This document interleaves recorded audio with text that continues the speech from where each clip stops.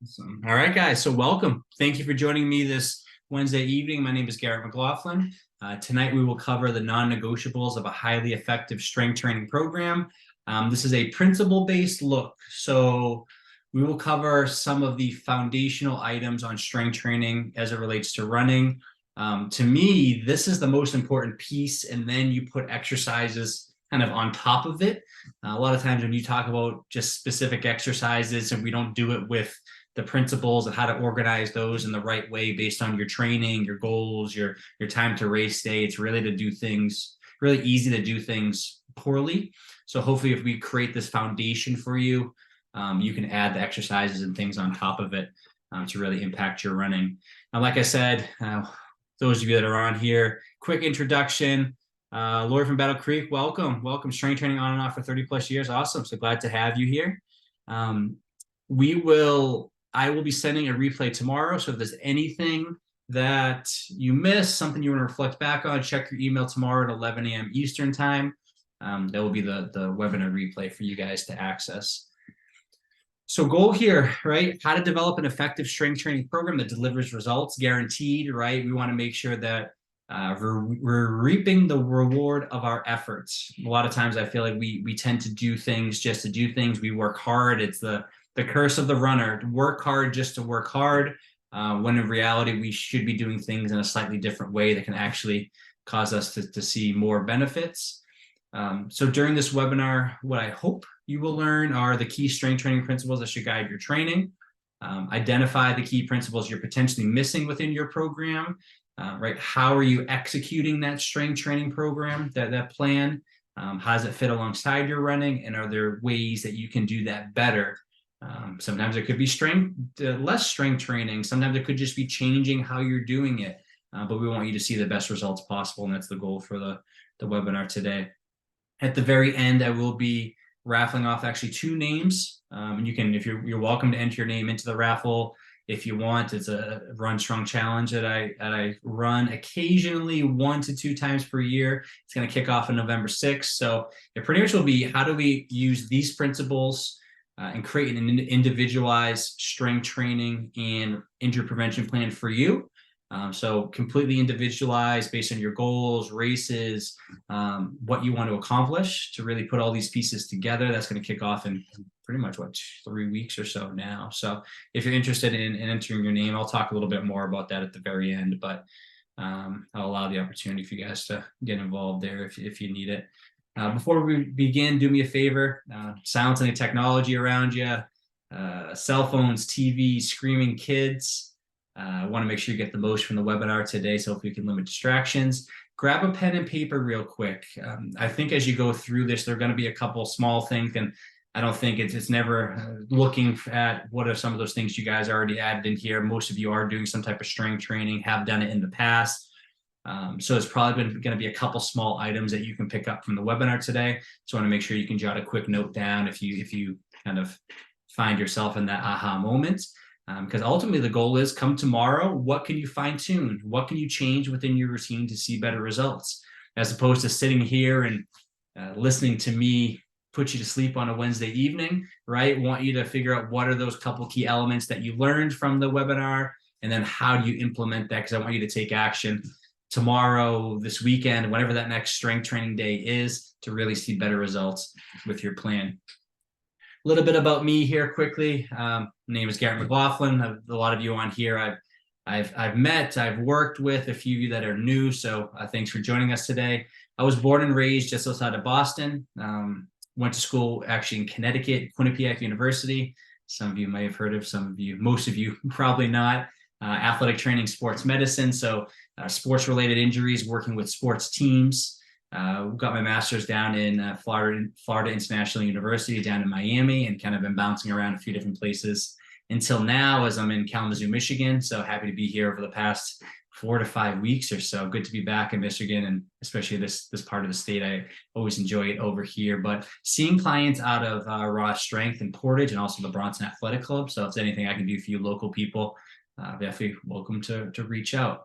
A lot of the stuff that I get into here based on my background and my experience, not just through school, but also experience playing a variety of sports. So with the training, right, training with different sports, running, hockey, soccer, baseball, lacrosse, cross training, strength training, performance training, athletic development, all that stuff over the years. I love science, love the human body. I think it's amazing. One of the most adaptable things around, right? We can really see some good results if we train our bodies properly and we allow ourselves to adapt to the stress and recover and put all those pieces together. So now trying to help other people see better results with their training. And really, as I deal with a lot of adult recreational runners, I would say in that 40 to 60-year-old range, trying to not just become a faster runner, but address bone mineral density and work with different dietitians to improve the nutrition side of things and hormone balance, all that kind of stuff. So tying in all of those pieces, not just to be better from a running standpoint, but to live a healthier and happier life in the process. These are some of the people I've had the pleasure of working with. Oh, Lord, it's pretty funny. Your daughter played at Clarkson. So played at Quinnipiac. Yeah, pretty cool school. Pretty cool. I don't think I've ever been to Clarkson, though, to be honest with you. But I know, yeah, in I think ECAC, I remember them playing all the time with the clinical rotations with some of the teams there too. So we traveled a bit to some of those different schools. But so these are some of the people I've had the pleasure of working with over the years here. Whole range of goals, right? Qualify or PR at Boston, return to running from plantar fasciitis, improve bone strength and bone mineral density, the whole range of things which I like on a regular basis. It creates a lot of variety within my day, right? Not to see the same type of client over and over again. We're all so different with our health, fitness, and running goals. So it creates some uniqueness with that. But let me see here. Most of them kind of fit into these categories: eliminate pain and return to running, long-term injury prevention, just want to continue running for the love of running, for the health benefits, the community aspect of it, or to improve performance in some way by developing more efficient running mechanics and improving race times. So we do this within the Healthy Running Program in a couple different ways, since, again, their needs might be completely different. Orthopedic evaluations and movement screenings, slow motion running analysis, soft tissue manual therapy, specifically active release techniques, running coaching and form correction. And also what we're here for today, the fireworks, strength training and injury prevention, right? In my opinion, most people should be incorporating strength training. Even outside of running, life is tough, right? As we age, every decade of life, we're losing strength, we're losing power, we're losing bone mineral density. We become tight and more stiff. So strength training to me is that strategy that works regardless of whether you're a young kid trying to play high school sports and you want to do better, or build just a healthy skeleton as a kid, or you're that older 80 or a 90-year-old person that just wants to be active and kind of keep up with the grandkids, right? Strength training fits along that entire spectrum. From a running standpoint, you can see very good results in terms of improving performance. And also we can address some of those risk factors associated with injury. So I'm trying to get most people to strength train. Not all of my clients do them, I would say, in the gym or 3-4 days a week or anything extensive. Some might do 2 15-minute sessions. I have a couple that do 2-3 90-minute sessions, right? It's really just different based on the person. I think we could really individualize it in a whole series of ways. So why this topic might matter to you? First and foremost, 60 to 70% of runners get injured each and every year. So if you're someone that just wants to stay injury-free and just run in a healthy and sustainable manner, strength training can be a very a positive strategy for you. With races on your radar, you want to figure out how to maximize your strength training program in order to run faster, run longer, see better results on race day. So from a performance standpoint, there's really no denying that strength training is effective. Obviously, it has to be applied the right way. We can't just throw random exercises together and hope to run faster. It has to be put in a very smart program over the right period of time to create those results. But we can improve running economy, we can improve running performance and running speed. Those are some things we see through the research. And obviously, a lot of us here, we want to be efficient and effective with our time. We have a lot of responsibilities, whether it's work, it's family, social, running and sports, right? There's a whole lot of things pulling us in different directions right now. So biggest thing I'm trying to get for most people is, how do I allow them to see the best results in the least time possible? To me, that's a successful program. It's very easy when you work with endurance athletes. There's that desire, right? I said the curse of the hardworking runner. There's that desire to do more, to think doing more will get me more. In reality, if we want to balance all of these things out, right, all of these areas of our life in a very positive way without burning out or becoming injured, we need to know when to push and when to pull back. So some things people talk about, periodization of running. There's sometimes a year we want to push, right? We want a lot of running volume, low strength training. There are other times we want to crank up that strength training and back down our running. So we need to figure out how to be efficient and effective in the right amount of time. And then for you, if it's more than about running, right? If you want to improve bone density, strength, be active, reduce knee pain, do stuff with your grandkids, go hiking, water skiing, other sports. That's like I mentioned a second ago, strength training can be a good avenue for that. So what I envision for you moving forward is to develop a more proactive approach to this. So to me, strength training is proactive. Rehab, the injury side, that's reactive. A lot of people that I see, they come from that rehab injury side. Hey, I'm suffering from X, Y, and Z. I want to get back to running. Once they get back to running, they're pain-free. We get them to that point. We start to change our focus to more, again, proactive, long-term training. How do we use strength training now to make sure they don't continue to cycle throughout this entire process? I want you to have a deeper understanding of how to manipulate your strength training program over time. It's not always the same thing. It's not always 3 days a week of 60-minute sessions, right? It's going to ebb and flow and change based on where you are with your running plan, and these things need to fit together. It's a dance, it's a give and take to make sure we're managing volume appropriately so we don't get injured and we also see good results from a running standpoint. And I want to help you create a strong and reliable foundation so you can do anything really, right? So if you can be a healthy runner, a well-oiled machine, I want you to be able to move and do things in a variety of ways without limitations. And I think strength training can provide that. Hopefully, over time, have the opportunity to work with some of you, whether you reach out, you just have questions, we jump on a phone call or shoot some things back and forth via email, or if you're interested in jumping in the RunStrong Challenge or some other program, always know that I'm here as a resource. If there's anything more specific that you want to dig into that can be helpful for you. So question for you guys, quickly in the Q&A, what is the biggest thing that brought you to this webinar today? So if you think to yourself, if I just learned that one thing, that would change everything for me, right? Is there some type of low-hanging fruit that if we just help educate you on or checked off the list, you feel like you'd be in a better place moving forward? So take a second, open that Q&A, and just let us know what brought you to this webinar today. What's that most important thing you want to gain in terms of knowledge?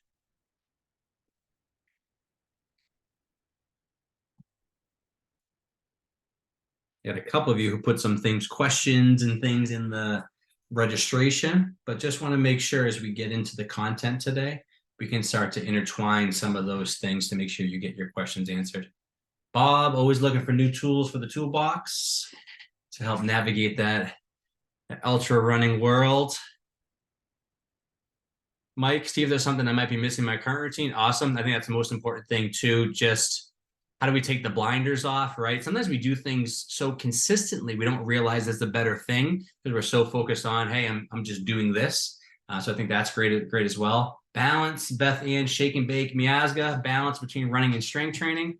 So I know Beth Ann loves the strength training. Has been super consistent, loves to run and do a million other things. But I know has been doing awesome with the strength training. Lori, diagnosed osteoporosis, stress fractures in hips, want to be more consistent with strength training. Yes, that's huge, I think, and something we need to focus on more, which a lot of people don't, in my opinion. We don't think about bones as much as we should, but in reality, every decade of life, we're losing bone density. So we always talk about strength and flexibility in these things, but bone density, man, if we can offset the decline in bone density, the bone loss as we age and help address that, I mean, that's a huge thing, especially as we start to get 60, 70, 80 years old. Cindy, last year I ran 3 marathons, it was not pretty. Overtraining, injury, and it took many months to get back to be able to run pain-free. So I'm looking to supplement my running with strength training to prevent future injuries. Awesome. Yep. And I think figuring out too the right amount of running with the mix of strength training.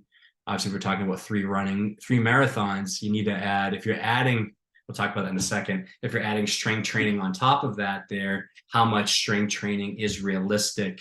If you're adding strength training, do we need as much running volume, or can we back that down as we add this, or does this only need to be 1 day a week, right? It's a lot of different ways you can account for that, but I appreciate you guys dropping some comments in there, and we'll try to kind of talk about some of those pieces as we get into it today.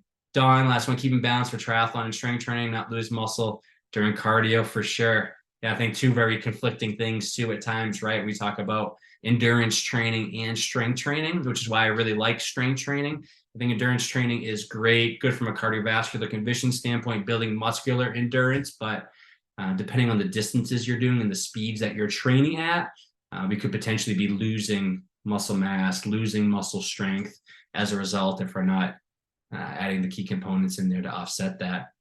So first thing here, non-negotiable number one, you need to follow a periodized program. And this is as it relates to running and strength training. We'll talk about how those fit together. Because a lot of times I think people are just doing things, right? They're running and they're just adding strength training and nothing is adjusting to work around the other. They're just two pieces that are increasing consistently over time, which causes people to be injured. So periodization is the systematic planning of athletic or physical training. The aim is to reach the best possible performance in the most important competition of the year. It involves progressive cycling of various aspects of a training program during a specific period. So for a lot of the conversations I'm having with people right now, if I just think about Detroit Free Press Marathon was recently, I have some people doing, we have New York Marathon, we have Indy Monumental Marathon, we have other ones coming up here in the next 2 to 3 weeks or so.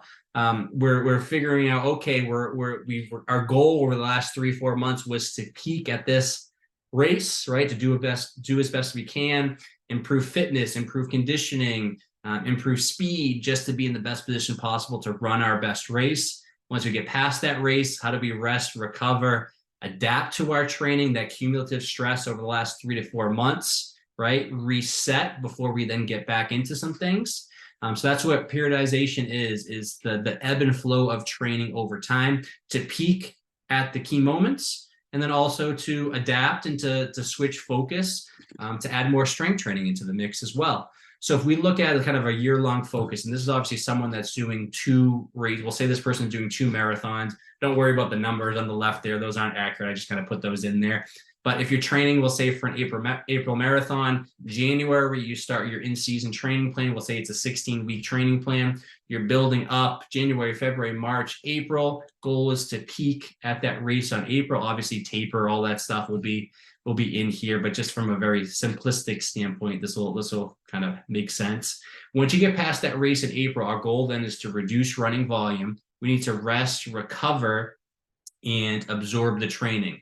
A lot of times if we stay at this high training load chronically, that's when we start to run into a lot of issues, burnouts, injury, hormonal imbalance, right? There's a lot of negative things that can happen from staying at high mileage for a long period of time. That's why we want our training to ebb and flow throughout the year. And then from here, once we finish that race, we're going to reduce volume. We're going to get into this lower mileage time where we're absorbing our training, we're resting and recovering. And then we'll see in a second, we're going to add a little bit more strength training in the mix. From here, we start training for an October race. We're then going to ramp up mileage again as we plan for that October race. So strategically laying out your year in a smart way for us to go through these periodized training cycles is extremely important. Because if we can stay at high running mileage too long and increase our risk of injury and overtraining, we're also focusing very much from an endurance standpoint. So our body tends to lose strength and decline in those areas. So if we can intermix these things, right? Now we add a strength training component on top of that. There's never a time, in my opinion, throughout the year where we're not going to run, we're not going to strength train. Yes, you can take time off, right? I always recommend taking time off, completely shutting down, letting the body recover. But a lot of times I feel like runners get to the point where, oh, I'm increasing my mileage, I'm going to stop strength training because I'm running more. It's like, no, that those things adjust. They fit together nicely. Running volume increases, strength training volume decreases. As we get to the off season here, maybe come May. I finished my goal race in April. I'm rest, recover. I took 1 to 2 weeks off from training. My running volume drops down. My strength training ramps up. What this does is allows a good situation throughout the year where we're not just prioritizing one over the other. We're able to improve from an endurance standpoint and also improve from a strength and power standpoint. So we continue to get better over time, as opposed to most runners that just run. They're not including strength training. They're not doing enough to be effective.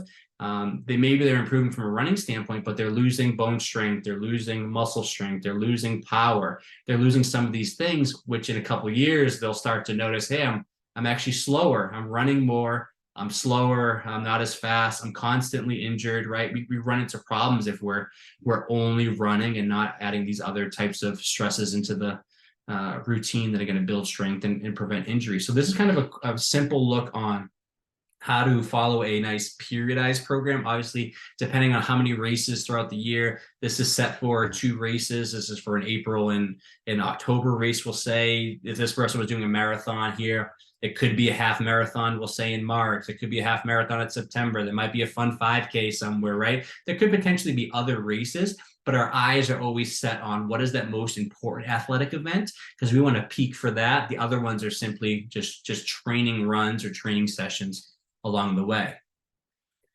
Now, from a strength training standpoint, as I mentioned, that as it fits alongside running, this is where it's going to change the amount of strength training you do based on where you are with your running. So if it's in season, you're actively increasing your running mileage to prepare for a race, usually depending on, obviously we're talking about ultras, you could be training for 24 weeks. If we're talking for half marathon, full marathon, 12, 16, 20 weeks, depends on the person and the plan that's needed. But in season, days per week, we usually see about 1 to 2 strength training days. These people that I'm working with, I usually tend not just to have, okay, it's 1 strength training day and that's it. On some of these other days, we might have mobility, we might have a little bit core, we might sprinkle in smaller items throughout the weeks in these very, movement snack type approach. So they're still doing things throughout the week. They still probably have a dynamic warm-up that has some type of movement in it. They might have a cool down. There are multiple ways we can impact the body as opposed to only doing 1 single session or 2 single sessions. But it's going to be very deliberate, right? It's not going to be all of these sessions. We're ramping up mileage. I also have 4 strength training days, right? It gets a little bit excessive and those compete at a certain point. And then from a time standpoint, usually about 15 to 45 minutes, right? If we can get in, get out, knock out our exercises and be efficient, find out what the person's goals are through an evaluation as well, see what the body needs and get specific and to the point, we can really create a good, efficient strength training program. The only priority during in-season strength training is to maintain strength and reduce the likelihood of injury. That's really what we're focusing on, because our goal in this off-season period of time, that's where we're building a bigger, stronger foundation, right? So we're trying to build strength, power, and address some of these other risk factors of injury. If we went through, like some of you mentioned, hey, you've been training for these races and you actually suffered an injury. As you get past those races, big like injury rehab mode, how do we address those things? What happened? What broke down? What's the reason behind that? I'm going to address that within my strength training program. So when I get to my next training cycle, that's no longer an issue, or it's less likely to become an issue. Because from an off-season standpoint, we can ramp up the strength training. Typically 2 to 3 days is sufficient. I have some people that do more, some people that, I was talking to a woman tonight with school, she's a teacher and all these other demands. 2 days is all she can manage right now. So we're going to do 2 days, be very deliberate about those 2 days. A couple other people that do 3 to 4 days, right? They back down the running to that degree. Less life demands this time of year. We can afford to do a little bit more strength training. So this is where you can't really tell someone there's a specific amount they need to do. There's so many factors that need to be weighed here to make a smart decision. But I think always pushing back against more is better. But I think better is better. If you can create a very specific and individualized plan, usually you don't need as much training, because each training day, each exercise has such a high purpose that you're going to see better results from that. Now, we think about what the off season is. This is it, right? These cups. We'll think right now we are the smaller cup, right? So our cup can only handle so much water. The water going into it is stress. It's running, it's life stress, emotional stress. It's all the other things we have to handle on a daily or weekly basis. During the off season through strength training, our goal is simply to build a bigger cup. So we want to use our exercises, our strength training, our mobility, our core, all of these other components to build a bigger cup. Because what happens over time, this bigger cup can handle more water. So if we think from a training standpoint, if I go from, I'm a new runner, I can only handle 15 miles per week. Yes, running more over time will allow you to handle more mileage, but also will strength training and doing these exercises in a very healthy way without that risk of overtraining and injury. So if we can build a bigger cup, we can then handle more volume, more running. We can handle maybe more speed work and more intensity. We can handle those things more readily without overfilling the cup, which leads to burnout, fatigue, and injury. And this is, right, we think about what's happening in season.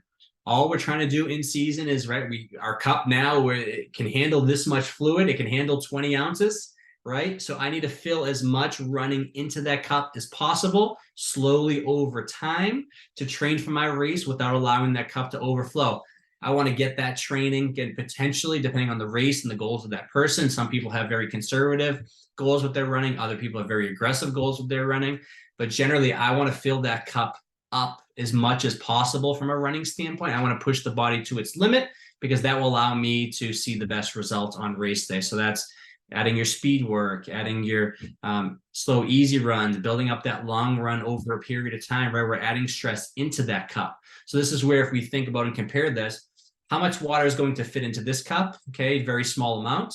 How much water is going to fill into that cup? More. So it's less likely over time for us to become injured and worn down. If we have a bigger cup that can handle more stress, we can run to a greater degree, push our bodies to a greater degree without the repercussions of overtraining and injury. So that's all strength training is, right? Strength training is just, how do I create a better foundation with my body that I can run and do those things without suffering the repercussions?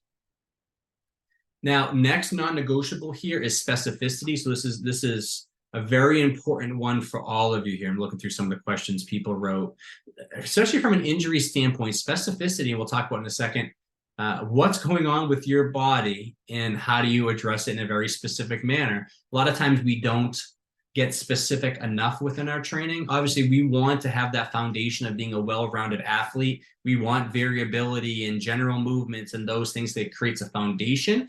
But at a certain point, we need to be specific to our body's needs. And we'll kind of dig into that here in a short second.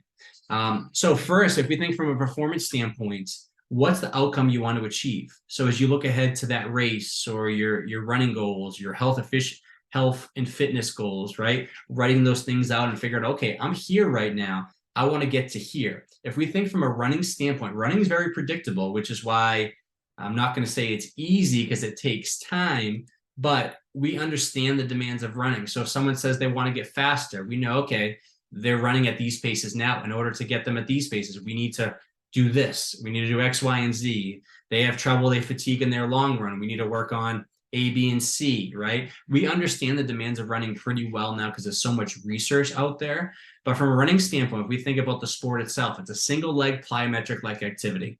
So if you want to become a better runner, you probably need some single leg exercises. You need to be stable and strong on a single leg. You need to be able to jump, land, and absorb energy and force, right? That's also some of the things that help improve bone density as well, right? Plyometrics and single leg exercises and all those things to load your skeleton.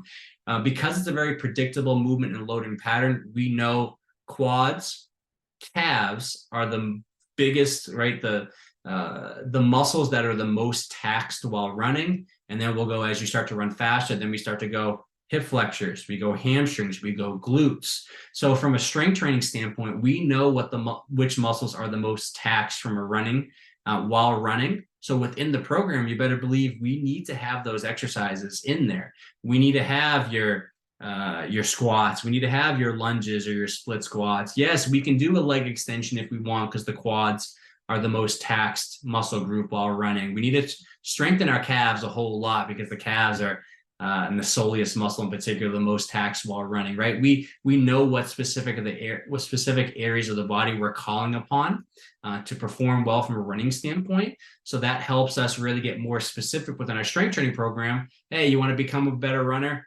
Do this, right? It helps narrow down a lot of things. I think a lot of times we get stuck in the trap of social media these days, and we look at Instagram and we see all these exercises and people doing these things, and they see best core exercises for runner, best glute strengthening exercises for runners, and it's a lot of it's not really aligned well with the research. So we need to be careful on being too easily fooled on these things, these cool exercises, when in reality, a good strength training program is actually very simple and very specific to the end goal. And then how do we do those exercises on a regular basis, build up weight, make things more challenging, progressively overload our system to get stronger and more powerful. It's not super fancy. But some of the key characteristics we want to work on here: power, strength, endurance, stability, and balance, and then also while withstanding repetitive loads. So like I say here, your body has to withstand 2 to 6 times its body weight as it comes down on a single leg. So we start talking about stress fractures, tendinopathies, and those things. Does your body have the capacity to withstand that repetitive loading over time, right? If it doesn't, either you need to look at how much running are you doing? Are you doing too much running and just exceeding your body's limit in terms of what it can absorb? Do you have a strong enough cup, right? Does that cup need to be bigger and more resilient to handle that force? Or maybe is your nutrition and recovery not adequate, right? Poor nutrition, hormone imbalance, right? We're talking about peri and postmenopausal women, right? And those things, like, are there other factors in there which are causing you not to maintain strong and healthy bones? There's a lot of things that go into these. But I think if we understand the demands of running, we can then craft a very specific training program that addresses these things. Your training program might be very different than a tennis player or a basketball player, or definitely a gymnast, right? Or a ballerina, right? We probably wouldn't be doing the same training programs as them. There might be some similar elements in there, but looking at the demands of the sport and being as specific as possible is really one of those key things that helps create a good strength training program. And then the next piece in there, this is where I think the most benefit is really listening to your body and what story does your body tell. Exercises are very different. Some people do well with some exercises. Some people do poorly with certain exercises, right? It's based on your body's own strength, range of motion, instability, neuromuscular control. So if you're doing poorly in one area, do we need to build up that area? Because not being at a sufficient level in terms of performance with that exercise is causing you then to not be a successful runner. Are there other things that we need to address just to get you to a level playing field where you're not breaking down later in a run? So this is where the evaluation comes in, and I think is one of the most important elements. If we can do things in a specific way that just address our body, we talk about function of the human body. I said earlier, teaching yourself or training yourself to be a well-oiled machine. I mean, similarly to what we do to our car, right? We periodically, I know I have a Toyota Camry. Every whatever 1,000 miles, 5,000 miles, the tires get aligned. They check the fluids. Every 10,000 miles, I get an oil change. Every 100, I don't know what it is, 110,000, new belts, air filters, these things. Like, I'm doing these things to make sure that car consistently runs for me, right? It consistently delivers over time without breaking down, without reducing the gas mileage, right? All of those things. Because I want that car always to be available for me to get from point A to point B. Oftentimes from a training standpoint, we look so heavily within the training program of, hey, I'm a runner, I'm training for this race, I want my body to perform, so I'm going to push it to its limit, without actually giving the body a tune-up throughout the process.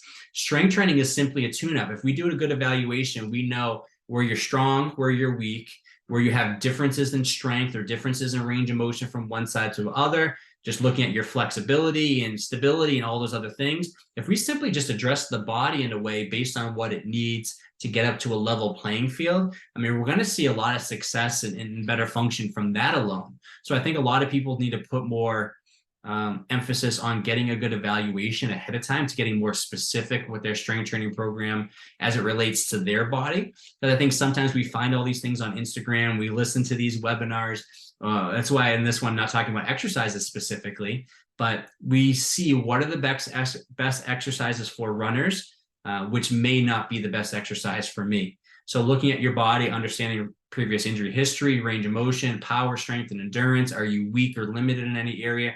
How's your stability or balance? Is it better on the left side versus the right side? If I recall here, Claudette's on here. She had a comment today about some of the single leg ones as she works on pelvic control and single leg stability. I'm noticing, hey, you know what? My left side, my left calf is weaker. My right leg is more unstable on the step up, right? How do we bring these things up to be a little bit more symmetrical? Because in the end, as we start to add mileage on top of that, those are the things that tend to break down. Oh, I always knew my left calf's always been weaker than my right calf. Oh, there's a reason why you probably have plantar fasciitis in that foot, or Achilles tendinopathy or something like that. There's probably a reason behind those things. So if we can understand more from a biomechanics standpoint and address those over time, that's when we can see more success with our training. It's very hard though, like we talked about in the periodized program, we only have short windows of time to really get aggressive from a strength training program. So I have some people, especially ultra marathoners, they're running so many miles. Some of the progress and the results they're going to see within their strength training program are going to be so slow. They're running so many miles, it's really counteracting their strength training program. So that's where, depending on what your goal is from a performance standpoint, what kind of races you like to run. Some people will see faster results. Other people will see slower results. But in the end, it will always move you in a positive direction if you stay consistent with it. I love this quote, Lily Tomlin. Always wanted to be somebody, but now I realize I should have been more specific.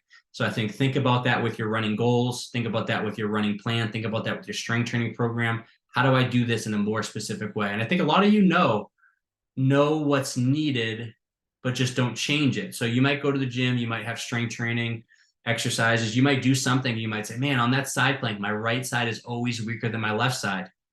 But you continue to do 2 sets of 30 seconds on both sides. You're never addressing that weak link. Maybe next time you need to go there, if your right side is weaker, maybe that third set by itself only needs to be on the right side, right? Start to identify these things, become more specific, because in the end, if you can balance things out, you can do things that are true to the sport of running, you can see better results. This is a quick little client spotlight. This is Vivian, started working with 4 years ago. One of my favorite people down in Nashville, Franklin area. But when I first started working with Vivian, our goals were just to increase bone density and, just from a injury prevention standpoint, get her to reduce some of these aches and pains long term. One thing that's super consistent is just to go through the cycle of different injuries: glute, hamstring tendinopathy, post-tib tendinopathy, patellar tendinopathy, right? You consistently go and suffer from these chronic overuse injuries. And I think to a certain point, if we get stuck, we often get stuck in the PT world of, we do these exercises, they help us get to a point where we reduce pain enough, we get back to running, we do the same exercises over and over and over again. Those exercises aren't progressed to become harder. They're not progressed to get us beyond that point. And then usually something else breaks down in the process. So what we did with her was we looked at kind of an extensive list of PT exercises, some of those papers that you get with exercises and pictures and all of that, figuring out where she was. We did a good evaluation, what exercises we liked, which ones we wanted to progress, how did we adjust her training plan over time to not be stuck on those PT exercises. We load the body to a greater degree in certain areas. We still use probably some foam rolling, some mobility, some other things to still supplement that. At the same point, if we want to increase bone density, right, the training, we need a couple heavier exercises. We maybe need some type of plyometrics in there. We need other things that are actually going to truly build bone strength, because running is really not going to do that. And then obviously for her, she always wants things to be short, sweet, and to the point.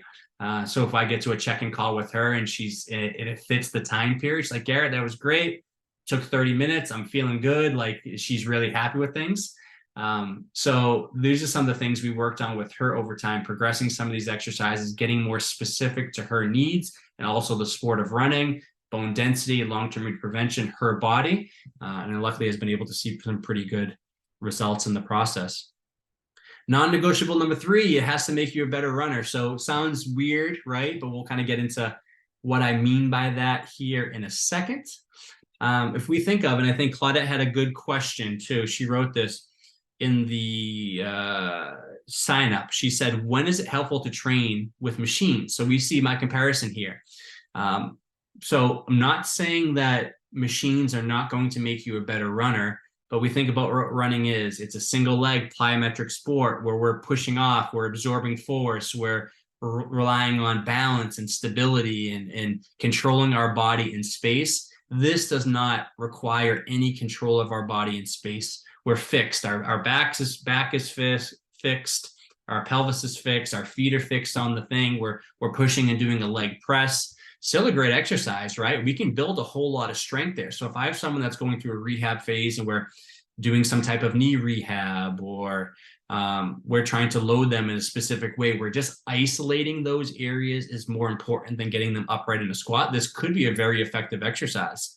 If I'm trying to get someone to most likely be a better runner and to function better and to move better, I want them to be upright and unsupported, teaching them how to control their body in space, move through that range of motion that's needed to run with good stability and control. So there's no such thing, in my opinion, as a good exercise versus bad exercise. I think in no way are machines bad exercises. If your entire strength training program consists of machine-based training, I think that's a problem. I think you need to get upright. You need to teach yourself how to move through a range of motion and stabilize yourself and not always be stabilized from the machine itself.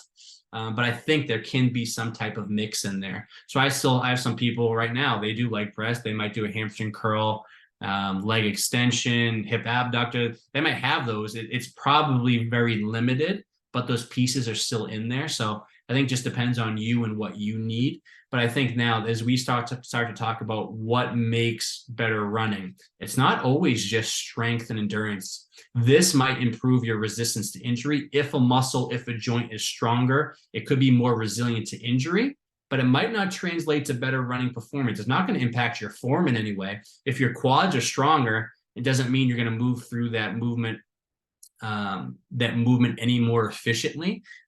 Teaching yourself how to move in a proper way and control your body surely will.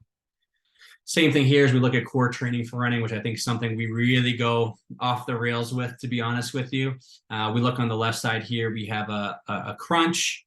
I give clients some crunches and sit-ups. We still have some aesthetic goals as well. We talk about strengthening the core and abdominals and those things. Like, most people still want that to a degree, but I don't think this is going to translate over to better running. Just stronger abs is not going to make a better runner. Teaching a person how to stabilize and to be in a good neutral alignment between the pelvis, the spine, in the lower back and core, like this is what's going to create better running performance, just because this is the position that you're going to be in. Opposite arm and opposite leg are moving. You're stabilizing the core, the abdominals, that entire canister region, right? You're doing things that are going to be more specific to when you're running. So this is when we look at, from an exercise selection standpoint, what things are actually going to most likely improve running performance. It's probably going to be this from a core standpoint, although we'll still do some of this, right? We still want to burn up the abs and feel that and feel good and confident and I don't know, get ready for summer and beach season and those kinds of things. But it's just where you're realistic and you're honest about what's going to more directly align with your end goal.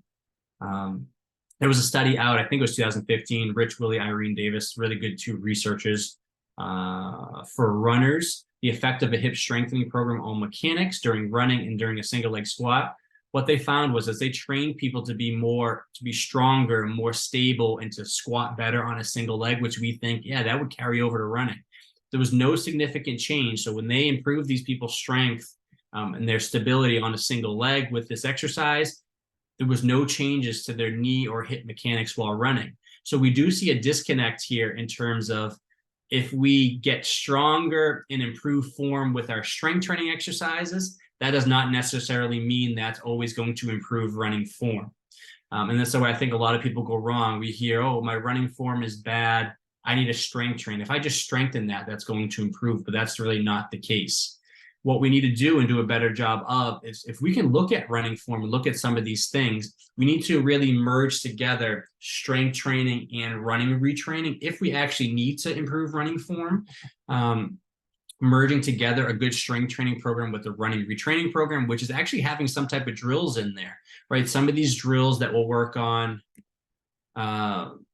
using the strength, the stability, the power, doing all those things that you create with your strength training program, putting into a drill that more readily translates into running, as opposed to assuming both of these worlds are just going to magically merge together and everything's going to be fine once you incorporate strength training.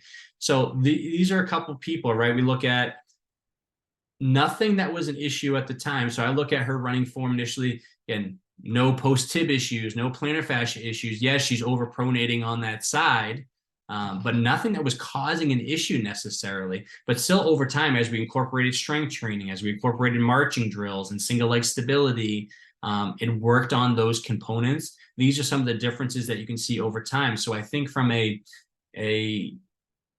if we think about risk factors associated with injury, this is where we can get very specific. Yes, I want to see you running. I'm not necessarily going to tell you, you need to lean forward, you need to increase your cadence, you need to strike on the midfoot or anything. I might not tell you any of that stuff, but within your strength training program, I can see, oh, wow, this is how that person runs. They might have an history of this injury, they may not, but within their program, I'm going to add exercises that strengthen that medial arch, that teach her how to use the big toe, that work on single leg stability. So over time, I can see some of these changes that hopefully reduce her risk of injury long term. This is another one. This is Megan here. We're just looking at running form here from a first view to a follow-up here. Looking at running position, very good college runner. This is her post-college, but looking at position of her body and her trunk, and then teaching, we were teaching some hip stuff. We were teaching core stabilization, teaching how to create that canister that we showed in the dead bug with stability ball. So those are some changes we see over time, getting out of that tall upright position, being overextended at the back, getting more aligned through the spine, the hips, and the pelvis. To then kind of develop a slight forward lean and things. But those are things that just naturally change from a strength training standpoint. When you add those exercises, you teach people how to control their body in space. You're not going to get that on a machine. Obviously, you need to teach someone and retrain someone how to move. And that's where the right exercises really come into play. This is my buddy Chris Wolf down in Nashville. Just going over, we did a big running analysis thing years ago. We did some videos together. So this is some running retraining drills, teaching how to control and stabilize through the spine and the pelvis, and then teach the hip how to extend. So every time you extend the hip, you're not always arching into your lower back, right? People with a history of lower back issues or have poor hip extension, that's common. And then what I throw at a lot of people within their strength training program, right? Doesn't look like a strength training exercise in any way. Slow motion marching with the metronome, farmer's carries, holding 2 dumbbells and marching, holding 1 dumbbell and marching, right? Teaching single leg stability, where to strike the ground, how to control the trunk, arm swing, right?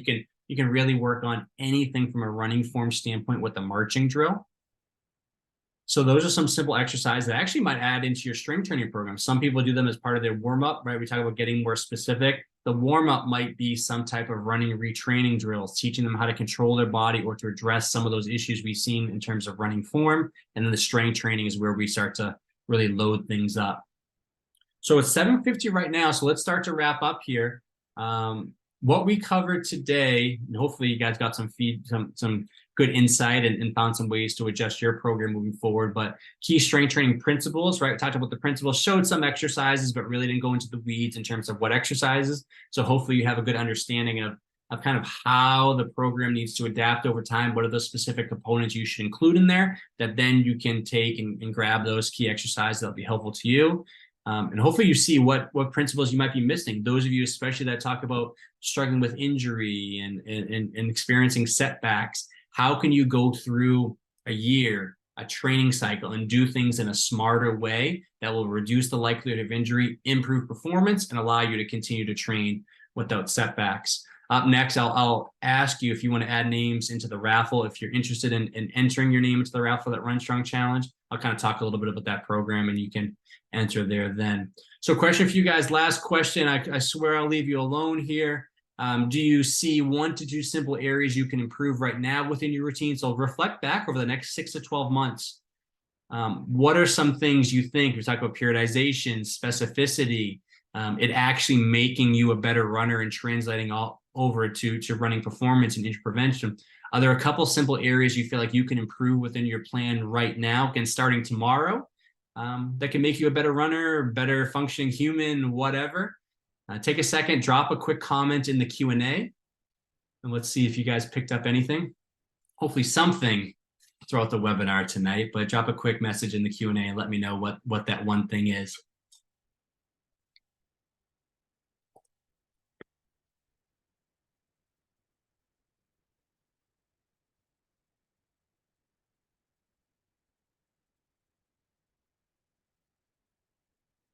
Hopefully I didn't put you guys to sleep here.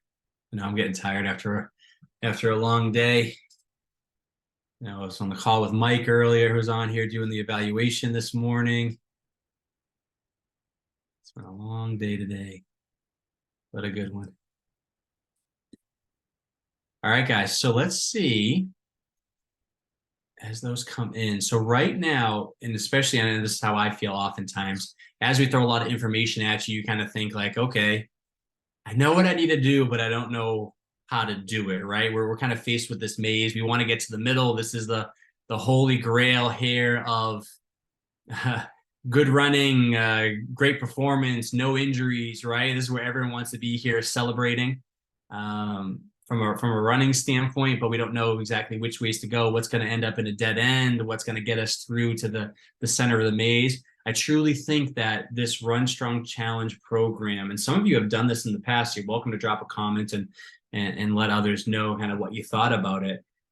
In terms of applying these principles, putting the right exercises into the plan and crafting something that's specific to you, I think it's the most value out there. Extremely individualized, takes into consideration your running. I have a couple extra perks here that I'm going to add on just for you people who are on the webinar today. So definitely something to consider, and I'll talk about some of the details here. Some of the things we want to make sure we get from participating in this program, which I think you surely will get. Obviously, 6 weeks is a very bare minimum amount of time, but the hope is that 6 weeks will just kind of set you off in a positive direction where these things will be more realistic over the next 3 to 6 months, but long-term alignment with your running and fitness goals. So making those pieces fit together so everything you're doing moves you in the right direction, eliminating some of the waste and things that aren't necessary or they're potentially holding you back, and then really getting traction moving forward.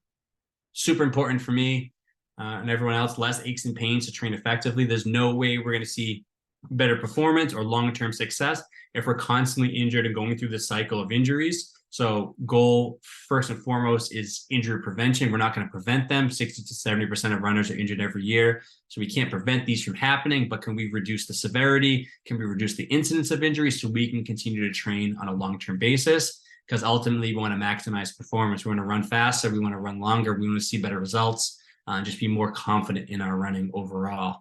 Let me see here. Lori, consistency, make it a priority. Yeah, and I think a lot of times, even if not overdoing that too, because I think we always aim for more being better, right? Like I said, when better is better. So if you feel like you kind of yo-yo doing 1 day a week and then doing 3 days a week, and sometimes it's great and sometimes it's bad, just consistently doing 1 to 2 days per week or 2 30-minute sessions or something over an extended period of time can be super valuable. So I think being realistic and what you can maintain. A lot of times when I set goals with people, I ask them on a scale of 1 to 10, how likely is it for them to accomplish that goal? If it's not above or 8 or 9 out of 10, I'm probably aiming too high. So I think asking yourself that question as well.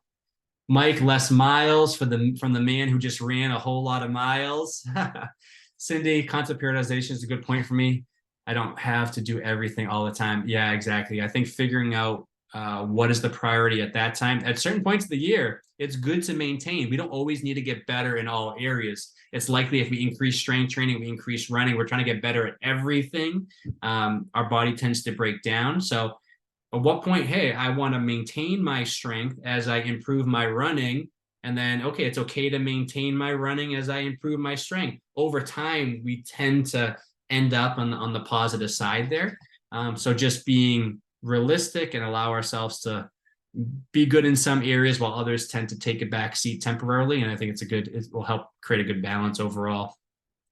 So from that RunStrong Challenge program, it's going to start on Monday, November 6th.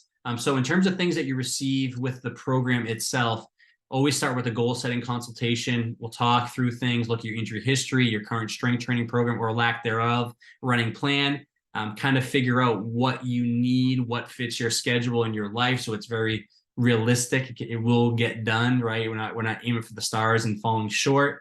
Completing a movement assessment. And then with that movement assessment and the consultation, helping lay out a very specific 6-week strength training injury prevention routine.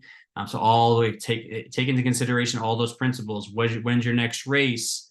What other things you have on your radar? How do we tweak these dials and make these things fit in a way for you to be successful? Because now's a really good time of year where technically, depending on if you have any other races, we're getting closer to that off-season time of year. November and December, most people have finished the fall goal race. Hopefully, you think if it's off season, we don't have one until maybe March through June of next year. You can realistically devote some time to some consistent strength training, and then come January, ramp things up from a running standpoint. So that's where that strength training injury prevention routine can really pay off right now. I do have a private Facebook group here where it's pretty fun. On a weekly basis, educational content, check-ins every Sunday, interaction with other people, random prizes and giveaways. I usually I actually do it through Amazon now, since some people are going to be local and some people will be remote. But running gear, as we get closer to the winter, it could be some type of gooder sunglasses. It could be a neck buff. It could be hydration vest. Like, we start to raffle off and give away some cool things, some educational stuff in there as well. So you do have the chance of winning if you win the challenge, if you win some of the prizes, winning up to about $500 in prizes. I do use a coaching app, which that allows you to see the training plan. So some people will see me on a weekly basis if you sign up for the in-person option, 1 session per week, and then do the rest of the program on your own. Other people, if you want to just do it on your own at the local gym or at home, or you live in a different state, you can do that remote option where everything is completely virtual. So you have your program specifically laid out to you in the coaching app, what days, what exercises, how many sets of repetitions, a video of it. All of those details are sketched out there very specifically, and then scheduling check-in calls and those things to make sure you're staying on track as needed. So there are virtual and in-person options there for this program. Of course, if it doesn't work for you and you get through a couple of weeks, you get through 6 weeks, and you're like, Garrett, that was the worst program I ever signed up for.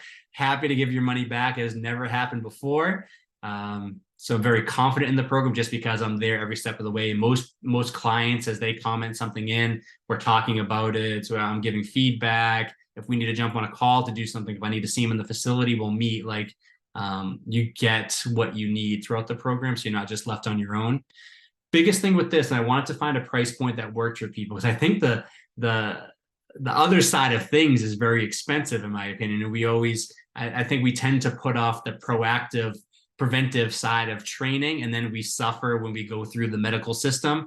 We start looking at imaging and x-rays and MRIs and doctor's visits and co-payments and time off and all those kinds of things. So when I created this, I created it with the very again, just realistic, trying to get as many people that I can help as possible with this program without at the same time breaking the bank. So some of the things, before we talk about pricing here, some of the things that I wanted to add on specifically because you're on the webinar today. I always like to reward people that are nerds like me, like to sit and listen and learn some of this information. So $50 off. So the price of the program, you guys will get $50 off the program just for being on the webinar. I want to add a slow motion running analysis, like we talked about, in that it has to make you a better runner, non-negotiable. Instead of just focusing on the strength training injury prevention side, which most people will get here unless they upgrade their program, I also want to add a slow motion running analysis. So if you're local, you come in the facility, we get you on the treadmill, we look at that. If you're not local, I'll get a video from you. All you need is a family member or a friend, a running buddy, someone to record you running outdoors on the treadmill, and I can put that in the software to analyze. I want to add that in there just to make sure we have as much information as possible. And then because we have a little time until the program actually starts, I wanted to say, if you want to get started, let's get started, right? The program starts on November 6th. I always think it's beneficial for people to have a ramp up time. So as we do your evaluation and running analysis, let's get some things loaded. Let's get you moving. Let's start introducing some of these movements and these exercises and these workouts into the coaching app. And let's get you rolling in a very easy way. So once the program starts, you hit the ground running. So I think if we're looking at consistency over a 6-week period of time, those are the most consistent in doing those regular things to be successful. Having a nice gentle ease in as opposed to jumping in head first can be extremely helpful. So think of that as just a basic ramp up for the program. From a pricing standpoint, if you wanted to do the self-guided or virtual option, this is us doing an evaluation either in person or via Zoom, and then me laying out the program and everything with you more remotely. It'll be $149.99 with that $50 discount. If you want to do the self-guided with 6 in-person sessions, so if you're here local, Kalamazoo, Portage, area, and you want to come in and see me at one of the local gyms and do a training session together every week where we can maximize the equipment and give feedback and all of that, instead of the $319.99, it would be $269.99. So a couple options there in terms of pricing based on what you need, but this is only available until Friday. I just do that. I'd never keep anything open-ended.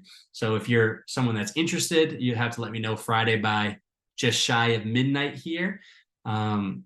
Just to make sure if you want to get rolling, we get rolling on this. I'm going to start to open the doors to other people, and I want to make sure I have things clean cut and things aren't confused or misleading to anyone throughout the process. So right now, if you're interested, what I'm going to do is raffle off 2 names. So if you're interested in entering the RunStrong Challenge and you want to enter the raffle for it and win all that stuff, right, be a part of the program completely free, all I need you to do is click that Q&A again, which you have a couple times tonight. Just say I'm in. By saying I'm in, that does not mean you're committing to the challenge in any way. You might say, hey, I'm interested in entering the raffle. If I don't win the raffle, I'm not going to sign up. I'm completely fine with that, like no hard feelings in any way. So if you want to enter the raffle to win a complimentary spot in the challenge, all that stuff I just included in there, the strength training program, the evaluation, the slow motion running analysis, start at any point, that would be completely free. So click I'm in or click the Q&A. Right, I'm in if you're interested. I'm going to open up my phone and do. Beth joined. I think, Beth, you joined it a couple times too. And so, Beth, I'm not going to enter you into this. I will enter you into this. You know, I was thinking you can join anyways for no additional, but I'll enter you into this. And so Beth's a current client. And then if you do any current client that's in this and they want to enter, I will give you the month free anyway. So I'll kind of count this as the same thing. I know Beth's joined a couple times, and I always love when you join these programs. So let me see. So click I'm in. Let me know. We'll see how many people are entering into it, and I will give you about 30 seconds. If you want to enter your name into it, I'll do the random number generator, and we will see who our raffle winner is.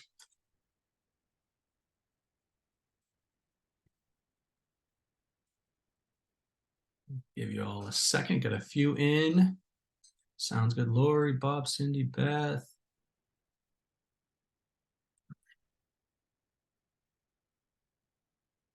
So let's go 10 more seconds. See if we have anyone else, and then I will get this raffled off. So 2 people.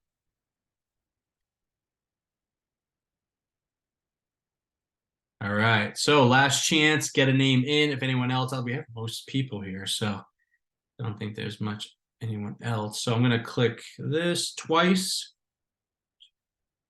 Number 3. So that's 1 for Bob. Shout out to Bob for winning one of those. And then our next one is going to be Cindy. So Cindy and Bob, congrats. Let me just write that down. I usually wake up in the morning and think, oh, who do I need to connect with?